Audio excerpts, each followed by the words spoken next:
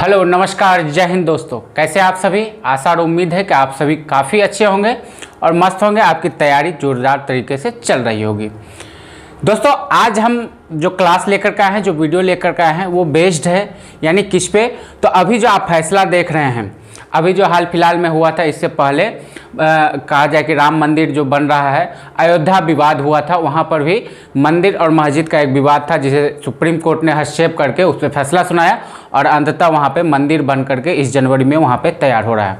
उसके बाद फिर आप लोगों ने सुना होगा कि बनारस में ज्ञान व्यापी मस्जिद है, वहाँ पे ही एक मंदिर और मस्जिद का वहाँ पर जो कहाँ पे पड़ता है, तो यूपी के बनारस में ही पड़ता है ज्ञान व्यापी। वहाँ पर भी एक अथी हुआ था जिसमें सर्वे वगैरह हुआ है और मामला जो है अभी सुप्रीम कोर्ट में लंबित है। तीसरा जो मामला निकल कर के आया, जो अभी हाल फिलहाल से लगभग कब से 2020 से ये बात जो है प्रकाश में आई थी, पहला बार ये मुद्दा उठा था और कोर्ट में चल करके गया था। तो ये मुद्दा क्या था? ये था कृष्ण जन्मभूमि का। किसका? कृष्ण जन्मभूमि का। और ये मामला भी आपको कहां पे? उत्तर प्रदेश में ही। ये जो तीसरा मामला निकल के आया है, उत्तर प्रदेश में ही। अब बात हम करेंगे कि क्यों हुआ, तो मथुरा का ये बात है। और 2020 में जब ये मामला प्रकाश में आया था, तो आज मैं इस पे वीडियो क्यों बना रहा हूं, क्योंकि हाल फिलहाल में ही 15 दिसंबर को, कब? 15 दिसंबर को इस पर एक अहम फैसला जो है सुप्रीम कोर्ट के द्वारा दिया गया है। तो उस बारे में हम यहाँ पर बात करेंगे और जानेंगे कि पूरा मामला क्या है, आखिर में उस जमीन पे क्या विवाद है, उस भूमि का क्या विवाद है, उस भूमि का जो है इतिहास क्या है, कैसे वहाँ पर जो है मंदिर और मस्जिद जो है का जो है एक नया विवाद जो है उत्पन्न हुआ है। तो आज का हमारा क्या टॉपिक है? तो आज का हमारा टॉपिक है कृष्ण जन्मभूमि विवाद पे। किस पे? कृष्ण जन्मभूमि विवाद, यानी मथुरा में जो शाही मस्जिद है और कृष्ण जन्मभूमि का एक मंदिर है, वहां पर कृष्ण जी का मंदिर है मथुरा, क्योंकि कृष्ण की जन्मस्थली है। क्या है? कृष्ण भगवान की जन्मस्थली आपको मथुरा में है। और वहीं पर एक मस्जिद है जिसे शाही मस्जिद के नाम से जाना जाता है। तो ये दोनों मंदिर और मस्जिद भी, जिस तरह से ज्ञान व्यापी और फिर बाबरी तो खैर दूसरा मामला, लेकिन ज्ञान व्यापी भी क्या है कि मंदिर और मस्जिद का ही मामला है, उसी तरह से कृष्ण जन्मभूमि भी जो है दोनों मंदिर और मस्जिद आपस में ही है, यानी पास पास ही हैं, इसलिए ये विवाद और ज़्यादा जो है गहरा हो गया है। तो आज हम इसी पे बात करेंगे और जानेंगे कि किस बेस पे कोर्ट ने क्या फैसला दिया है। सुप्रीम कोर्ट ने, किसने? सुप्रीम कोर्ट ने 15 दिसंबर को यह फैसला दिया है। और जानेंगे कि जो हिंदू पक्ष के जो पक्षकार हैं, जिन्होंने कहा जाए कि याचिका दायर किया है, जो केस लड़ रहे हैं, किनके तरफ से? कृष्ण जन्मभूमि की ओर से। तो उनको द्वारा जो है क्या कहा गया है कि इन मस्जिदों के जो है, इन जो पिलरों पे है क्या क्या आकृतियां, क्या क्या मतलब कहा जाए कि मूर्तियां मिली हैं, जिससे साबित होता है कि मस्जिद जो है मंदिर को तोड़ करके बनाया गया है। ये मैं कोई अपना पक्ष नहीं रख रहा हूं, जो मीडिया में चल रहा है, जो फैक्ट्स है, जो दस्तावेज बताते हैं, उस अनुसार ही मैं आपको यहाँ पर चर्चा करके बताऊंगा और सारे फैक्ट को हम यहाँ पर जानेंगे। क्लियर है? चलिए तो शुरू करते हैं और सबसे पहले इसकी बात जान लेते हैं। तो सबसे पहले अगर बात करें तो आप जब अयोध्या जाएंगे तो यहां देखिए, ये है क्या? शाही मस्जिद है और ये है कृष्ण जन्मभूमि का जो मंदिर है वो है। जब आप देखेंगे तो ये दोनों मंदिर और मस्जिद एक ही एक प्लॉट है। वो प्लॉट का कितना है? 13.37 एकड़। कितना? 13.37 एकड़ जमीन है। टोटल विवाद कितने पे जमीन पे है? 13.37 एकड़ जो जमीन है, भूमि है, उसी पर विवाद है। इसी 13.37 एकड़ जमीन पे जो है मंदिर और मस्जिद दोनों स्थित है। ये आप यहाँ पे देख सकते हैं, ये शाही मस्जिद है और ठीक पास में ही श्री कृष्ण जी का जो है मंदिर भी आप लोगों को यहाँ पर देखने को मिलेगा। और इसी पे जो है ये जो मस्जिद है, सॉरी शाही जो मस्जिद है, शाही मस्जिद है और इसके जो ये है पिलर्स हैं, इन पिलरों के बारे में ही कहा जाता है कि इन पिलर में जो है क्या मिला है? हिंदू देवी देवताओं के मूर्तियों के आकार, कमल के फूल वगैरह सब जो है निशान जो है कोर्ट में पक्ष रखा गया है और ये अपील किया गया है कि इसका जो है सर्वेक्षण करने का ऑर्डर या सर्वे करने का ऑर्डर दिया जाए। इसी पर जो है सुप्रीम कोर्ट का एक फैसला आया है। कब? तो 15 दिसंबर को। ये कृष्ण जी का मंदिर आपको यहां पर देखने को मिलेगा मथुरा में। मथुरा में एक बात और बताया जा रहा है हिंदू पक्ष के द्वारा, पक्षकार के द्वारा, क्योंकि मथुरा में जो कृष्ण जी का जन्म हुआ था वो जन्म कहां पे हुआ था? तो वो जो है जेल में बंद थी उनकी माता, और वहीं पर जो है जन्म हुआ था, यानी कृष्ण जी का जन्म जेल में हुआ था। और वो जो जेल का हिस्सा है, वो जेल का हिस्सा जो है वो इसी मस्जिद, वो जो जेल का हिस्सा है जहां कृष्ण जी का जन्म हुआ है, वो इसी मस्जिद को जो है, मतलब उस जेल के हिस्से को तोड़ करके ये मस्जिद को बनाया गया है। क्लियर है? आगे बढ़ते हैं। अब जान लेते हैं कि आखिर में कब प्रकाश में आया मामला, और अभी जो मैं इस पे वीडियो क्यों बना रहा हूं, क्यों बनाने की जरूरत पड़े। तो सबसे पहले बात कर ले कि 15 दिसंबर को किसके द्वारा? सुप्रीम कोर्ट के द्वारा शाही ईदगाह के सर्वे रुकवाने का जो है याचिका, जो मुस्लिम पक्षकार के द्वारा डाला गया था कि शाही ईदगाह का सर्वे को रुकवाया जाए, उस याचिका को खारिज कर दिया गया है। किसके द्वारा खारिज किया गया है? तो सुप्रीम कोर्ट यानी उच्चतम न्यायालय के द्वारा खारिज कर दिया गया। और उच्चतम न्यायालय के द्वारा कहा गया है, यानी ऑर्डर दे दिया गया है कि ये जो है, सॉरी, उस याचिका को खारिज कर दिया गया है। और इसका जो है अगला सुनवाई कर दिया है कब? तो 9 जनवरी को। कब? 9 जनवरी को है। तो 9 जनवरी को यह फैसला आ सकता है कि उस पर क्या कहा जाए, सर्वे कराया जा सके। अगला बात कर जाए कि मथुरा की ईदगाह मस्जिद का सर्वे कराने का आदेश इलाहाबाद हाई कोर्ट ने दिया था, जिसे सुप्रीम कोर्ट में चुनौती दी गई थी। यानी सबसे पहले मामला कहां गया था? तो जिला न्यायालय में गया था। जिला न्यायालय के बाद हाई कोर्ट पहुंचा और हाई कोर्ट ने आदेश दे दिया कि इस मस्जिद का सर्वे कराया जाए। परंतु मुस्लिम पक्षकार के द्वारा क्या किया गया? उसकी अपील जो है उच्चतम न्यायालय में की गई, और उच्चतम न्यायालय ने क्या किया? इस अपील को रिजेक्ट कर दिया है कि वहां पे सर्वे होगा या नहीं होगा। इस अपील को रिजेक्ट कर दिया है। अब जान लेते हैं पूरा विवाद का कारण जान ले। पूरा विवाद का अगर कारण जाने तो हिंदू पक्ष का दावा क्या है कि 10.9 एकड़ जमीन श्री कृष्ण जन्मभूमि और 2.5 एकड़ जमीन जो है शाही ईदगाह मस्जिद के पास है। कितना?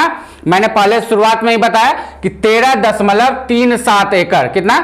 13.37 एकड़ जमीन का विवाद है, जिसमें जो है 10.9 एकड़ जमीन अभी वर्तमान में श्री कृष्ण जी का जो मंदिर है वहां पे उपलब्ध है। बाकी का जो रेस्ट 2.5 एकड़ जमीन है वो किस में है? तो शाही ईदगाह मस्जिद के पास है, जो कुल मिलाकर के कितना होता है? 13.37 एकड़ जमीन होता है। वो सभी जमीन किसका है? श्री भगवान कृष्ण जन्मभूमि की है। ये हिंदू पक्षकारों का कहना है। पहली बार यह मामला कब सामने आया? तो सितंबर 2020 में तब सामने आया जब मथुरा जिला अदालत में एक याचिका दायर की गई। कब किया गया? तो सितंबर 2020 में मथुरा जिला अदालत में जो है एक याचिका दायर की गई, और पहली बार यह मामला प्रकाश में आया था। आगे बात करें, लेकिन जैसे ही मामला जो है जिला अदालत में दायर किया जाता है तो सिर्फ 5 दिन वो मामला वहां पे चलता है, और वहां की जो जिला न्यायाधीश रहती हैं वो जो है क्या कहा करके कि सुनवाई की इजाजत देंगे। अगर इस मामला पर यानी इस याचिका पर हम अगर सुनवाई की इजाजत देते हैं तो क्या होगा? न्यायिक और सामाजिक व्यवस्था चरमरा जाएगी, क्योंकि भगवान श्री कृष्ण के असंख्य भक्त एवं श्रद्धालु हैं। अगर हर कोई जो है इसी तरह याचिका दायर करते रह जाएगा तो कोर्ट का मानना था कि वो कितने याचिकाओं पे जो है सुनवाई कर सकते हैं, ये कहकर ये याचिका को खारिज कर दिया जाता है। फिर क्या होता है? मामला पहुंच जाता है इलाहाबाद हाई कोर्ट में। कहां पे? इलाहाबाद हाई कोर्ट में मामला पहुंचता है, और लगभग 4 महीना जो है दोनों पक्षों को सुना जाता है। और 14 दिसंबर 2023 को, कब? 14 दिसंबर 2023 को हाई कोर्ट यह फैसला देता है कि उस शाही मस्जिद का क्या किया जाए? सर्वे करवाया जाए। लेकिन 14 दिसंबर 2023 को हाई कोर्ट का फैसला जैसे आता है कि उस मस्जिद का सर्वे करवाया जाए, अगले ही दिन 15 दिसंबर 2023 को, कब? 15 15 दिसंबर 2023 को ये मामला पहुंच जाता है कहां पे? सुप्रीम कोर्ट में। मुस्लिम पक्षकारों के द्वारा ये जो हाई कोर्ट का आदेश है इसे रद्द करने के लिए ये लोग कहां पहुंच जाते हैं? सुप्रीम कोर्ट जाते हैं और वहां पर जो है सुप्रीम कोर्ट इस रोक लगाने के फैसले को खारिज कर देती है, यानी ये याचिका को खारिज कर दिया जाता है। क्लियर है? अब जान ले तो हिंदू पक्षकार जो के फेवर में जो ये मामला इलाहाबाद हाई कोर्ट ने दिया कि इस मस्जिद का जो है सर्वे कराया जाए, तो हिंदू पक्षकारों का मानना है कि ये जो आप देख रहे हैं, ये पिलर जो देख रहे हैं, ये जो पिलर है ये शाही ईदगाह मस्जिद का पिलर सब है। ये तस्वीर देख रहे हैं आप। तो यहां पे कहना है, हिंदू पक्ष का मानना है कि मस्जिद के पिलर्स पे कमल आकार की नक्काशी दिखाई देती है। किसकी? कमल आकार की नक्काशी दिखाई देती है, जो अवश्य बात है कि एक हिंदू परंपरा के अंतर्गत बनाई गई है और इसी के आधार पर इलाहाबाद हाई कोर्ट जो है इस जो है मस्जिद का सर्वे कराने का ऑर्डर देती है। क्लियर है? आगे जब बढ़ेंगे, अगर बात की जाए इस विवादित भूमि का इतिहास, अगर हम पलटें, जो दस्तावेज में आपको दस्तावेज जब आप जाएंगे तो आपको बहुत सारे दस्तावेज मिलेंगे, उसमें जो मुख्यतः दस्तावेज है ये 1965 में एक प्रकाशित हुआ था। कहाँ? काशी गजट। काशी गजट के अनुसार मस्जिद का निर्माण एक पुराने मंदिर की जगह कराया गया था। 1965 में एक जो है काशी गजट प्रकाशित हुआ था, एक दस्तावेज, जिसमें खुलेआम यानी मतलब साफ तरीके से कहा गया था कि इस मस्जिद का निर्माण क्या किया गया था? पुराने मंदिर को तोड़ करके किया गया था। इस पूरा इलाका जो जमीन है 13.7 एकड़ जो ये जमीन है, इस जमीन को नुजुल भूमि कहा जाता है। कौन सा भूमि? नजुल भूमि कहा जाता है, यानी गैर खेतीहर, जिसपे खेती नहीं किया जा सकता, यानी बंजर भूमि के तरह रूप में जाना जाता था। और इस पे पहले किसका? मराठा का और बाद में जो है अंग्रेजों का अधिकार था। क्या क्लियर है? 1965 में एक जो है काशी गजट जो है प्रकाशित हुआ था, उसमें साफ तौर से लिखा गया था कि ये जो मस्जिद है ये मंदिर को तोड़ करके ही बनाया गया था और ये जो पूरा जमीन है ये कैसा था? गैर कृषि युक्त जमीन था। इस पे सबसे पहले किसका? तो मराठाओं का राज था, यानी अधिकार था। उसके बाद जो है मराठाओं से किसके पास आ गया था? अंग्रेजों के पास आ गया था। 1815 में, किसमें? 1815 में बनारस के एक राजा थे पटनीमल। बनारस के एक राजा थे पटनीमल ने 13.37 एकड़ की यह भूमि ईस्ट इंडिया कंपनी से नीलामी में खरीद लिया था। मराठाओं के अधिकार से किसने लिया? अंग्रेजों ने। और अंग्रेजों से, यानी अंग्रेजों का कौन सा? East India company. East India company से काशी के राजा जो थे पटनीमल ने पूरी जमीन जो है क्या लिया? नीलामी में खरीद लिया था, जिस पर ईदगाह मस्जिद बनी है। उसी जमीन पर क्या बना है? ईदगाह मस्जिद बना है, जिसे भगवान श्री कृष्ण का जन्म स्थान माना जाता है। तो ये साक्ष्य उपलब्ध है कि 1815 ईस्वी में बनारस के राजा पटनीमल के द्वारा ये पूरा जमीन जो है अंग्रेजों से क्या किया गया था? नीलामी में खरीद लिया गया था और इसी जमीन पर जो है ईदगाह मस्जिद बना था। बाद में जो है पटनीमल के वंशजों ने ये जमीन किन्हें बेच दिया? जुगल किशोर बिरला को। बाद में पटनीमल के जो है वंशजों ने ये जमीन जुगल किशोर बिरला को बेच दी और जुगल किशोर बिरला जो है किनके नाम पर? तो पंडित मदन मोहन मालवीय, गोस्वामी गणेश दत्त और भिखेन लालजी यात्राए के नाम पर यह जमीन को रजिस्टर्ड किया। किसने? जुगल किशोर बिरला ने मदन मोहन मालवीय, स्वामी गणेश गोस्वामी दत्त और भिखेन जी के लाल जी के नाम पर जो है यह जमीन को रजिस्टर्ड कराया गया था। बाद में जो है जुगल किशोर ने, बाद में जब जुगल किशोर जी ने यह जमीन ले लिया और 3 लोगों के नाम पर रजिस्टर कराया, तो उन्होंने ही श्री कृष्ण जन्मभूमि ट्रस्ट नाम से एक ट्रस्ट बनाया, जिसने कटरा के केशव देव मंदिर के स्वामित्व का अधिकार हासिल कर लिया। अब केशव देव मंदिर कौन सा है? तो यही जो मंदिर है, यही जो कृष्ण जन्मभूमि के नाम से के बारे में जो विवाद चल रहा है, इसी मंदिर को केशव देव मंदिर के नाम से भी जाना जाता है। और इसका अधिकार किसे मिल गया था? तो जुगल किशोर जी को मिल गया था। क्लियर है? तो आप लोगों को इस जमीन का जो है क्या समझ में आ गया होगा कि इसका इतिहास क्या रहा है। इसका इतिहास क्या रहा है? इतिहास यही रहा कि बनारस के राजा के द्वारा यह जमीन अंग्रेजों से खरीदी गई, नीलामी में खरीदी गई। उसके बाद पटनीमल के वंशजों ने इस जमीन को जुगल किशोर बिरला जी को बेच दिया गया और जुगल किशोर बिरला जी ने 3 लोगों के नाम से इस जमीन को रजिस्टर्ड करवाया। बाद में जुगल किशोर बिरला जी ने ही इस जमीन पे जो है कौन सा बनाया, कृष्ण जन्मभूमि ट्रस्ट के नाम पर रजिस्टर्ड करवाया था। अब बात कर लें कि हमारे भारतीय संविधान की अगर बात करें तो हमारे भारतीय संविधान में हमारे देवी देवताओं के क्या अधिकार हैं। भारतीय संविधान में देवी देवताओं के अधिकार की अगर बात की जाए तो भारतीय संविधान में भगवान को प्राकृतिक व्यक्ति के बजाय एक न्यायिक व्यक्ति माना जाता है। भारतीय संविधान में देवी देवताओं को एक प्राकृतिक व्यक्ति के बजाय क्या माना जाता है? एक न्यायिक व्यक्ति माना जाता है। और देवताओं को संपत्ति अर्जित करने, बेचने, खरीदने, ट्रांसफर करने और कोर्ट में अपने संपत्ति के लिए केस तक लड़ने का कानूनी अधिकार भारतीय संविधान में है। अब भगवान तो स्वयं जाएंगे नहीं केस लड़ने, ऊपर से आकर के वो केस लड़ने तो जाएंगे नहीं। तो भारतीय संविधान में यह कहा गया है कि भगवान को एक नाबालिग की दर्जा दिया गया है। किसका दर्जा दिया गया है? एक नाबालिग का दर्जा दिया गया है। और वो जो है अपने पुजारी के जरिए कोर्ट में केस लड़ सकते हैं या कोर्ट में अपनी याचिका दायर कर सकते हैं। यह किसने दिया है? तो यह भारतीय संविधान के द्वारा दिया गया अधिकार है हमारे देवी देवताओं को।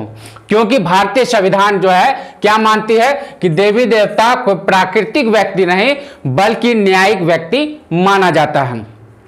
अब ये सभी अधिकार कहां से मिलता है? तो ये सभी अधिकार जो है हिंदुओं के देवी देवताओं को हिंदू उत्तराधिकारी अधिनियम के तहत संपत्ति के अधिकार भारतीय संविधान में प्राप्त है।